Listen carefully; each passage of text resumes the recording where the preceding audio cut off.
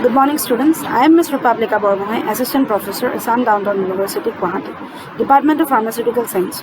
So here I will be discussing about vitamin D. So vitamin D refers to a group of fat-soluble corticosteroids. It's a type of steroid with a broken ring, and it is found in liver and fish oils, are obtained by irradiating provitamin D with ultraviolet light and are responsible for enhancing intestinal absorption of calcium, iron, magnesium, phosphate, and zinc. It is also called as sunshine vitamin, and it is available in two forms. There is cholecalciferol vitamin D3 and calciferol, that is D2. Cholecalciferol, it is made from 7-dehydrocholesterol in the skin of animals and humans. And calciferol, that is vitamin D2, is obtained artificially by irradiation of ergosterol and is called ergocalciferol.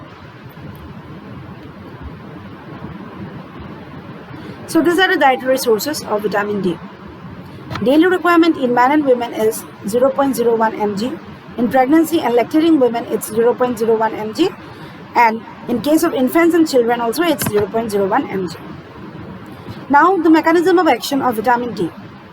Vitamin D is carried in the bloodstream to the liver, where it is converted into the prohormone calcidiol.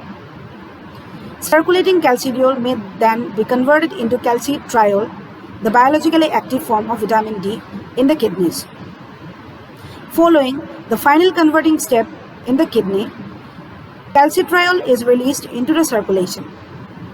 Then, by binding to vitamin D binding protein, a carrier protein in the plasma, calcitriol is transported to various target organs. In addition to the kidneys, calcitriol is also synthesized by monocyte macrophages in the immune system, and when it is synthesized by monocyte macrophages, calcitriol acts locally as a cytokine, defending the body against microbial invaders by stimulating the innate immune system. If it is made in the skin or ingested, then cholecalciferol is hydroxylated in the liver. This reaction is catalyzed by the microsomal enzyme vitamin D25 hydroxylase, which is produced by hepatocytes. The product is released into the plasma once, then it is bounded to an alpha globulin, that is vitamin D binding protein. Then calcidiol, it is transported to the proximal tubules of the kidneys, where it is hydroxylated to form calcitriol.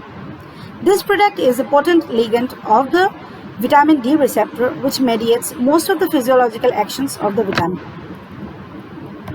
Now comes the functions of vitamin D. Here, calcium balance occurs, cell differentiation, immunity, blood pressure regulation, and development of bones and teeth occurs. Now coming to vitamin E. Vitamin E refers to a group of compounds that include both tocopherols and tocotrienols.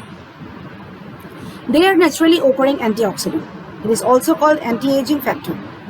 The word tocopherol is derived from the word toco, meaning childbirth, and pheros, meaning to bear. It is yellow, oily liquid freely soluble in fat solvent. Tocopherol, that is alpha, beta, gamma, and delta, have been obtained from the natural sources. So this is the particular structure for tocopherol. So these are the dietary sources of vitamin E: almonds, mustard greens, dried apricots, bell peppers, pine nuts, etc. So daily recommended dose for men is 8 to 10 mg, for women it's 5 to 8 mg, for children it's 8.3 mg, and for infants it's 4.5 mg. Now coming to the mechanism of action of vitamin E. So free radicals such as superoxide, hydroxyl ions, and nitric oxide all contain an unpaired electron. These radicals can have a negative effect on cells, causing oxidative damage that leads to cell death. Antioxidants such as vitamin E prevent cell damage by binding to the free radical and neutralizing its unpaired electron. For example, when vitamin E binds to OO or O2, they form an intermediate structure that is converted to a tocopheryl cleanup. A recent population-based study of antioxidants concluded that a diet rich in foods containing vitamin E might help protect some people against Alzheimer's disease. Vitamin E in the form of supplements was not associated with a reduction in the risk of Alzheimer's disease. Now coming to the functions of vitamin E, it's an antioxidant which is most powerful in nature. It's a free radical scavenger.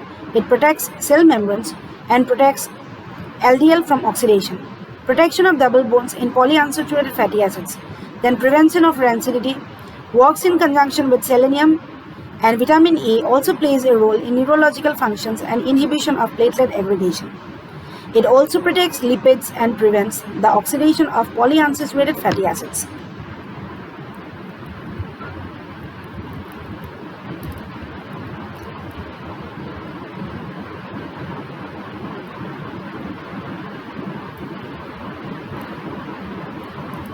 So lastly, I conclude with the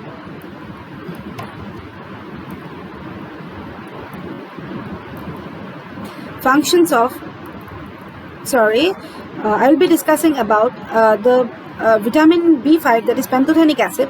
It's also known as pantothenic acid and vitamin B5. It's a water-soluble vitamin.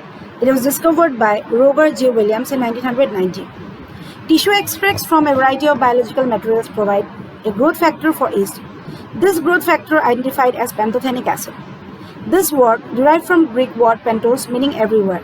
Part of coenzyme A, and it's essential for metabolism of CHO, that is fat protein.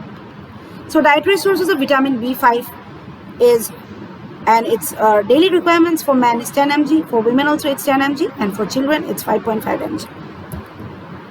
So coming to the mechanism of action of pantothenic acid. Pantothenic acid, it's a precursor of coenzyme A, which is a cofactor for a variety of enzyme catalyzed reactions involving transfer of acetyl groups. The functions of pantothenic acid include oxidative metabolism of carbohydrates, gluconeogenesis, synthesis and degradation of fatty acids, and synthesis of steroids, that is cholesterol, steroid hormones, sphingosine, citrate, acetoacetate, and porphyrins. Taking additional B5 increases the amount of coenzyme A available for use in the cell. The more coenzyme A, the more fatty acids can be metabolized, which means they are oxidized or burned up as energy production. Now coming to the functions of vitamin 5, I conclude the topic for the vitamins, that is vitamin B5 plays an important role in helping release energy from sugars, starches and fats. It is also important for releasing energy stored as fat.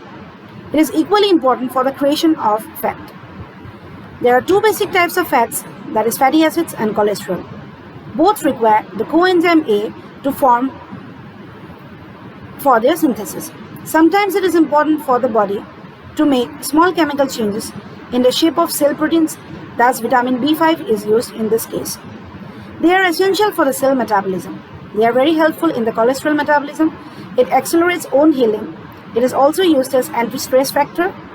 Allergies, headaches, arthritis, psoriasis, insomnia, asthma and infections have all been treated with some effectiveness using vitamin B5. Thank you.